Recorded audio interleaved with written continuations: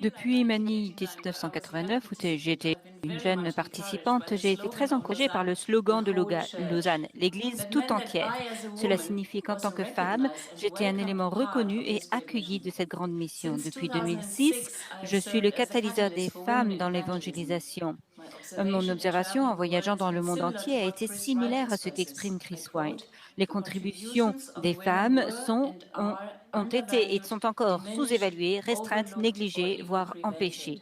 Fin de citation. N'est-ce pas à des femmes que Jésus ressuscité a confié le message de sa résurrection? N'est-ce pas Lydie et son groupe de prières de femmes qui sont devenues les premières croyantes en Europe? Ne sommes-nous pas tous et toutes une nouvelle création, ni masculine ni féminine, mais une seule en Christ? Je suis convaincue que nous pourrons accomplir le grand mandat missionnaire uniquement si nous engageons tout le corps du Christ à faire ce travail. Les femmes représentent plus de la moitié de l'Église. Comment l'Église peut-elle accomplir la tâche que Dieu lui a confiée si plus de la moitié de l'Église est réduite au silence?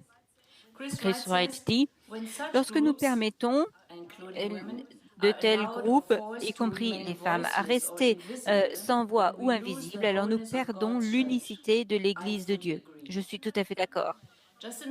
Encore un bref commentaire sur un autre groupe négligé de l'EDC, les immigrants.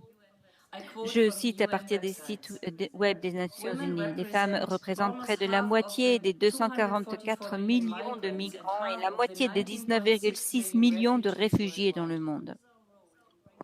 Quel est notre rôle pour apporter l'espérance et la guérison aux femmes migrantes qui vivent parmi nous en Europe? Dieu nous appelle-t-il à nous concentrer sur elles en envoyant à nos portes tant de réfugiés? Est-ce que nous leur ouvrons les portes de nos églises? Comment pouvons-nous leur apporter l'Évangile? Une citation très encourageante de la page d'accueil du site ONU Femmes dit: les femmes sont des leaders et des agents du changement. Les femmes sont souvent les premières à répondre à une crise et jouent un rôle central dans la survie et la résilience des familles et des communautés. Dieu a créé les femmes pour qu'elles soient des Ezer, une aide puissante.